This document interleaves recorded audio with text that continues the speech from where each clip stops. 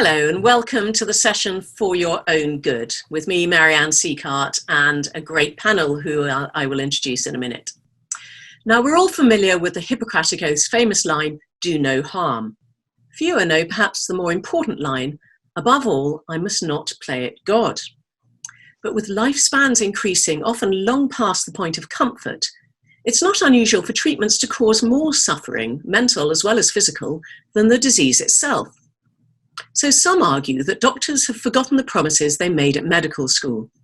Should they recognise that they are sacrificing well-being in the name of longevity and pledge to return to the original values of do no harm? Or is this a dangerous and misguided strategy that threatens the life and well-being of us all? Well, here to debate this are Henry Marsh, who is one of the UK's leading neurosurgeons and author of the best-selling memoir called Do No Harm. Sarah Wootton is the Chief Executive of Dignity in Dying and co-author of a new book called Last Rights, RIGHTS, on the subject of care at the end of life.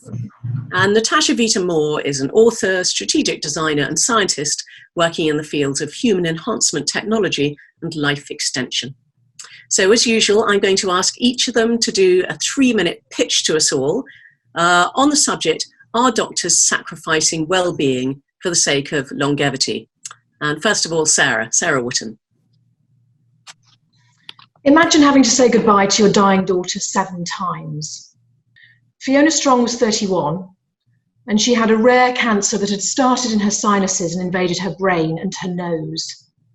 By 2018, it was also in her neck, shoulder, and spine. The tumour was growing, and Fiona was finding it difficult to swallow and to breathe. So the hospice offered to sedate her so she wouldn't be aware of her symptoms when she died. But instead of dying peacefully in her sleep, Fiona woke up just 20 minutes later, confused, scared, and in pain. She underwent 5 days of continual waking and pain before she died. Each time, her mother would say another last goodbye to her daughter. But it was only after 7 farewells that Fiona eventually died. The blanket ban on assisted dying denied Fiona the option of shortening what anybody would agree was a horrendous death. And I argue that nowhere is the tension between doctor knows best paternalism and patient choice more evident and actually more harmful than at the end of life. Doctors are undoubtedly sacrificing the well-being of dying people, but not necessarily for the sake of longevity. Fiona's care team absolutely recognised that her needlessly drawn-out death was not in anybody's best interests. The hospice nurses were crying too throughout those 5 days. It was because of a lack of better options and clinging to the old ways of doing things. I believe that medical practice should react to the attitudes and values of society rather than waiting for the notoriously conservative medical profession to evolve. Remember, doctors objected to the NHS, they objected to the contraceptive pill, and they objected to the decriminalisation of abortion. Some doctors even objected to providing pain relief in childbirth. In Last Rights, we argue that there are parallels between the campaign for assisted dying and other progressive social campaigns, like votes for women, like racial justice and equal marriage. People have had to fight against a stubborn establishment which refuses to listen. That's not how it has to be. 150 million people have access to assisted dying now, across the US, Australia and Canada, and soon to be New Zealand probably.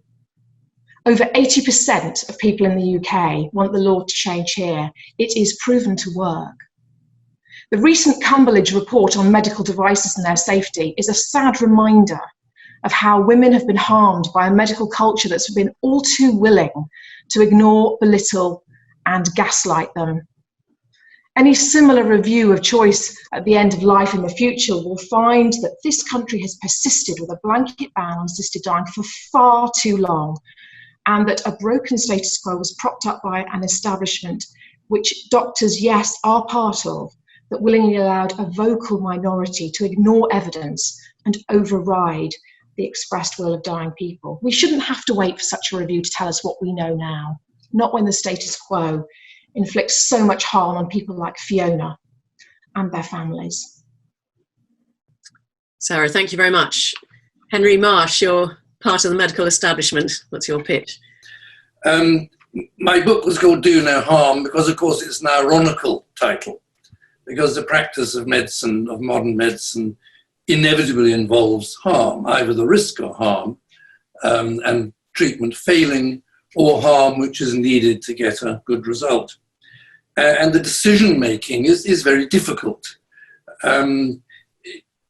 It's not as simply a question of adding up the equations and saying, well, if we do this, there's a chance of that happening, and if we don't, etc., etc.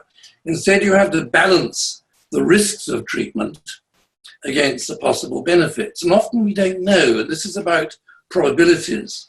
There is clearly, particularly in America, there is excessive treatment going on, particularly chemotherapy for cancer.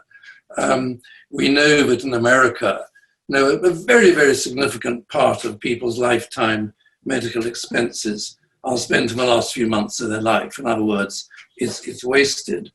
But it is not just because of doctors being inhuman insensitive. It is also because as human beings, we are very reluctant to stop hoping. And if you have a drug where there's a 5% chance it will prolong your life, we all will hope and think we'll be one of the 5% lucky ones and forget the 95% chance of failure and miserable side effects. So it's really a sort of folie à deux between doctors and patients often, which results in so much over-treatment, because life without hope is very difficult. A very good friend of mine has just been diagnosed with a highly malignant brain tumor. And I wasn't involved in his treatment. Because it's my own specialty, I inevitably got involved with him and his family. And he's going to have treatment. He's my age.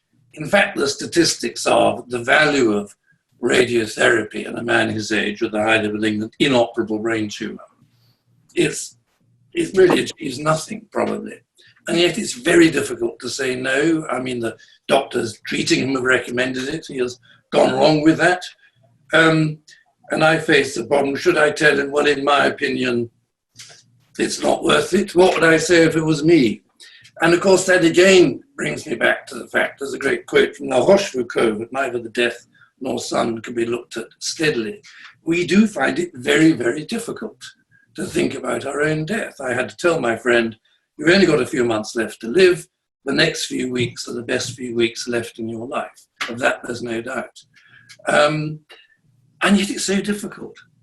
Having said that, though, I do feel very strongly that I suspect a minority of mainly palliative care doctors in this country are so opposed to assisted dying.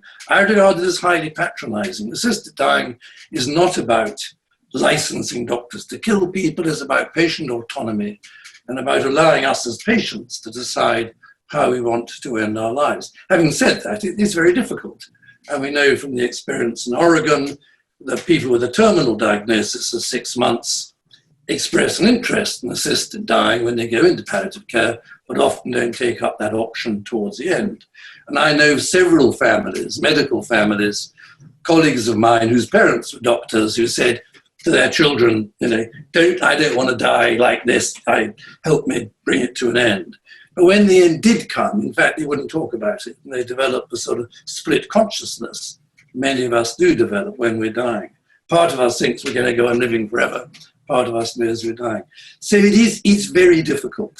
But there's no question about the law in this country is wrong and should be changed. Okay, Natasha Vita-More, you're in America. What do you think? Thank you, Marianne. Lovely to be here. I'd like to make a couple of basic points. The dictum "do no harm" is a Latin phrase that stems from the Greek Hippocratic Oath, but we have to remember that that oath was written in the 5th century, during a time when very little was known about biology, genetics, and the human genome. So we not only did not see into the body, into genomics, into proteinomics, into all the different layers of the worker bees inside the body, continually working in a symphony to keep the body healthy and alive. To continue watching this video, click the link in the top left or in the description below, or visit iai.tv for more debates and talks from the world's leading thinkers on today's biggest ideas.